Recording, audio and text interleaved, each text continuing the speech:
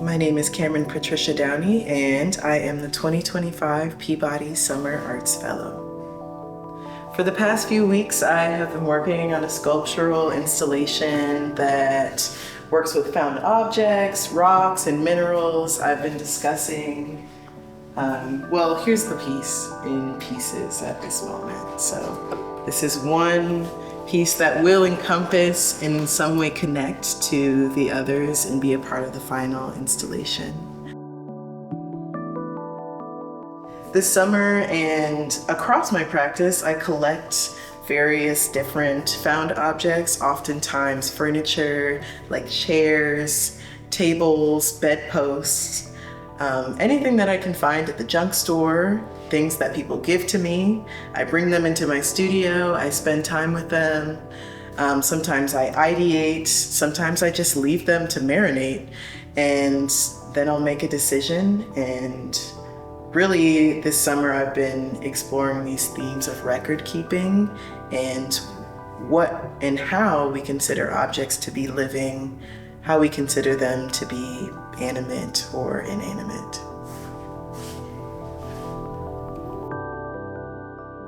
So in my studio, I think my practice has been changing a lot naturally since I'm in school. I'm learning many different things and trying to put into practice various ideas around making, but I think a lot of my process is really intuition-based. I spend a lot of time with the objects that I find, whether it's in a junk store, on the side of the street, or something that somebody's given me.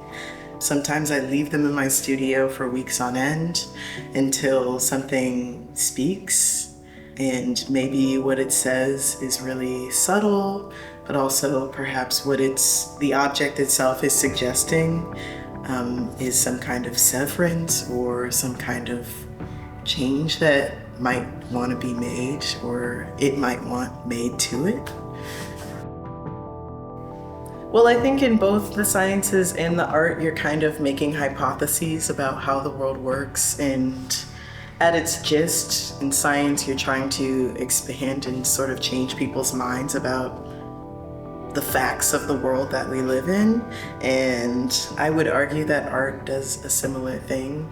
I really enjoy how this rock has these like curls in it that for me kind of resemble a really short afro, and then this rock that looks like it's like an intentional sculpture in many ways.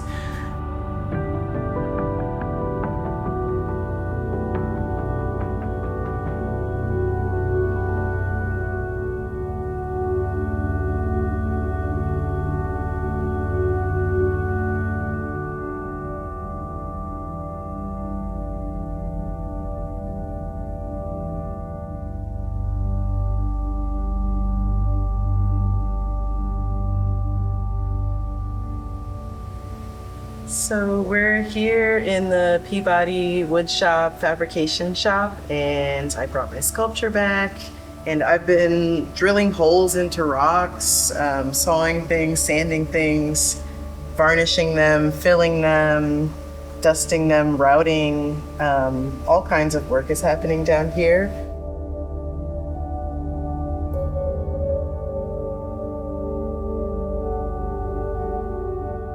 These rocks, I collected them from Horse Island, which is owned by and stewarded by Yale University. These rocks, for the most part, are Stony Creek granite, which means that they're an igneous rock, I believe. And the pink hue comes from this bit of iron that has made its way into the minerals. And granite is really beautiful as a rock because a lot of the minerals you can see their individual parts. So you get all of this great gradation, these speckles and glistens and colors because the minerals had time to cool over, I guess of millions of years, long time. And one of the other objects and materials I've been working with is this kaolin clay that has this significance in the United States, and specifically in Edgefield, South Carolina. The kaolin clay would be used as a divination tool and as a way to commune with the ancestors. And what I learned is that in a few million years, given the right circumstances, the granite will turn into this material. So in some ways, in this sculpture, the minerals and materials are speaking to each other across deep time. Now we're sort of like nearing the stages where I'm putting everything together and starting to add finishing touches, make sure that it's sturdy and stable enough to go in the case. And also making a wall with a backdrop that's going to be completely carpeted that the sculpture will sit in to complete the installation.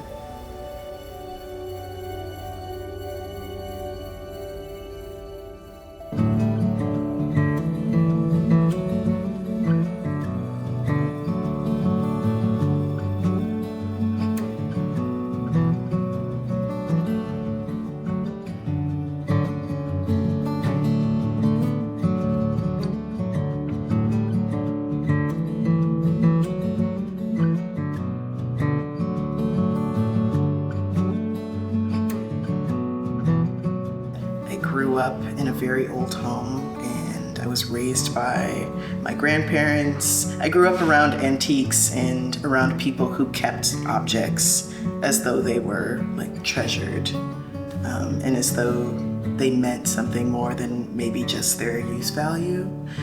And that stuck with me in my practice as a sculptor and as an artist.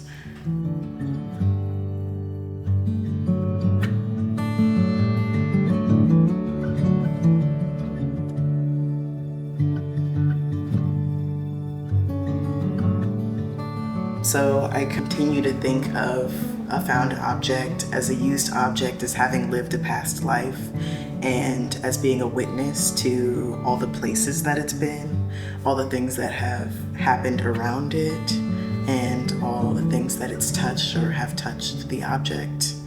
In like, what are the things that a rock, a sponge, a record, and a chair, and a life have in common?